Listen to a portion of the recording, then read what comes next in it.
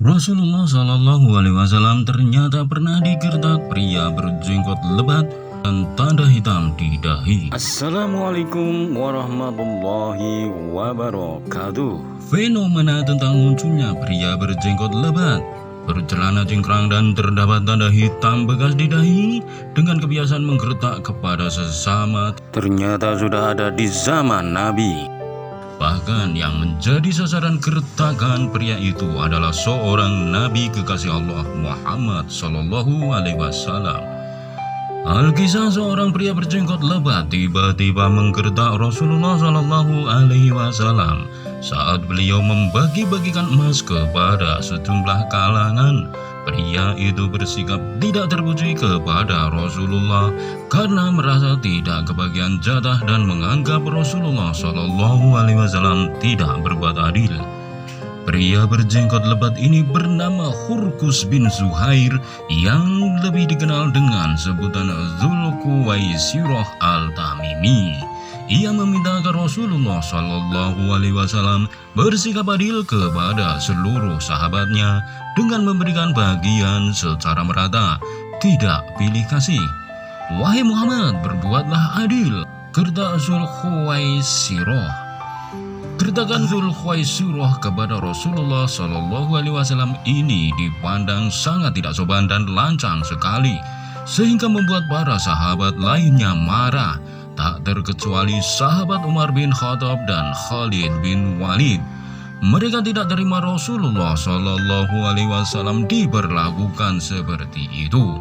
Kedua sahabat yang dikenal gagah pemberani ini ingin membunuhnya, namun dicegah oleh Rasulullah Shallallahu Alaihi Wasallam demi menghindari api fitnah di kalangan umat Islam karena ia Dzulkhuwaisirah memiliki pengikut yang tidak sedikit. Celakalah kamu, siapalah lagi yang akan berbuat adil jika aku saja dipandang tidak adil, timpal Rasulullah Shallallahu Alaihi Wasallam. Rasulullah pun nampaknya tidak suka dengan sikap yang ditunjukkan Dzulkhuwaisirah itu. Lalu beliau meneruskan ucapannya, sesungguhnya akan muncul dari keturunan orang ini sekelompok orang yang membaca Al-Quran namun tidak sampai melewati kerongkongan mereka, atau bacaannya tidak diterima oleh Allah Subhanahu wa Ta'ala.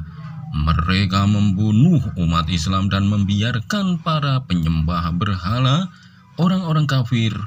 Mereka keluar dari Islam sebagaimana anak panah melesat dari busurnya. Pungkas Rasulullah Sallallahu Alaihi Wasallam. Dzulkhuwaisirah ini selain berjenggot lebat, ia memiliki ciri-ciri fisik lainnya seperti menonjol pipinya, cekung kedua matanya, nonong dahinya, gundul kepalanya, cingkrang sarungnya atau celananya, dan di antara kedua matanya terdapat tanda bekas sujud. Mereka juga dikenal sebagai kaum yang sangat rajin beribadah sholat dan puasa.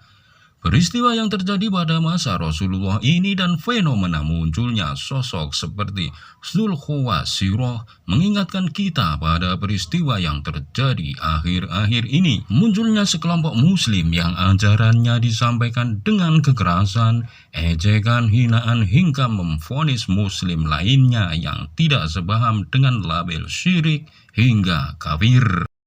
Lahirnya kelompok ISIS menjadi bukti konkret akan prediksi Rasulullah akan munculnya orang-orang dengan tanda-tanda yang pernah disebut Nabi Muhammad itu. Mengaku paling Islam dengan mengatasnamakan gerakan pemurnian tauhid, tapi membunuh orang Islam. Aksi mereka terbukti telah menghancurkan Islam hingga agama yang dibawa Nabi Muhammad dengan nilai-nilai kebaikan dan kedamaian rahmatan lil alamin ini menjadi porak-poranda dan terkesan keras dan kasar, radikal.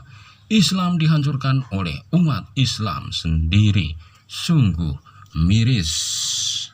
Pentingnya pemahaman yang benar tentang Islam. Pesan utama yang dapat kita ambil dari prediksi Rasulullah ini adalah pentingnya pemahaman yang benar tentang Islam.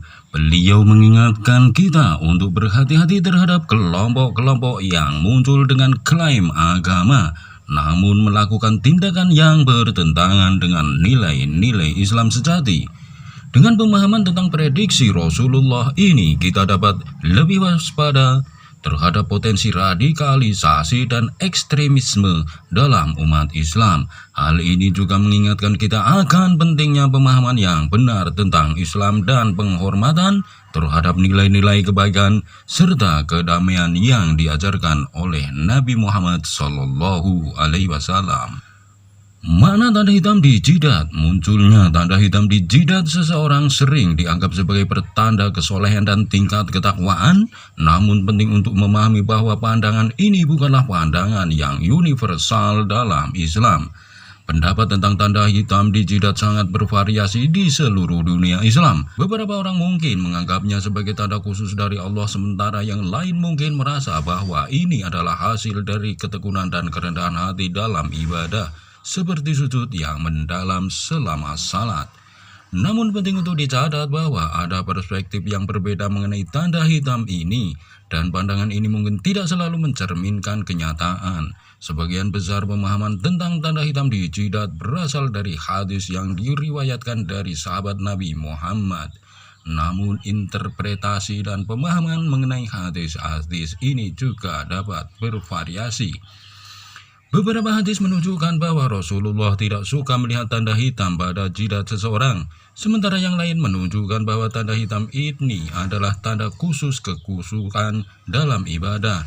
Namun yang perlu diingat adalah bahwa kesolehan dan tingkat ketakwaan seseorang tidak hanya dapat diukur dari tanda fisik seperti tanda hitam di jidat. Islam selalu menekankan pentingnya akhlak yang baik, moralitas yang tinggi, dan perilaku yang benar sebagai penanda utama kesolehan seseorang.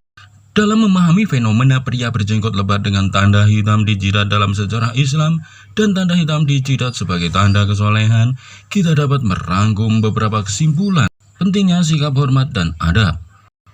Kisah Dzul Khuwaisirah mengingatkan kita akan pentingnya sikap hormat dan adab dalam berinteraksi dengan pemimpin agama. Prediksi Rasulullah tentang munculnya kelompok yang membaca Al-Quran namun tidak sampai melewati kerongkongan mereka dan melakukan kekerasan terhadap umat Islam sangat relevan dengan kemunculan kelompok ekstremis seperti ISIS. Makna tanda hitam di jidat. Tanda hitam di jidat meskipun sering dianggap sebagai tanda kesolehan, sebenarnya tidak memiliki hubungan langsung dengan tingkat ketakwaan seseorang. Kesolehan sejati diukur melalui perilaku, moralitas, dan akhlak yang baik. Pesan utama adalah pentingnya pemahaman yang benar tentang Islam dan penghormatan terhadap nilai-nilai kebaikan serta kedamaian yang diajarkan oleh Nabi Muhammad. Semoga ini dapat memberikan pemahaman yang lebih baik tentang fenomena ini dan menginspirasi umat Islam untuk fokus pada akhlak, moralitas, dan perilaku yang baik dalam menjalani ajaran agama.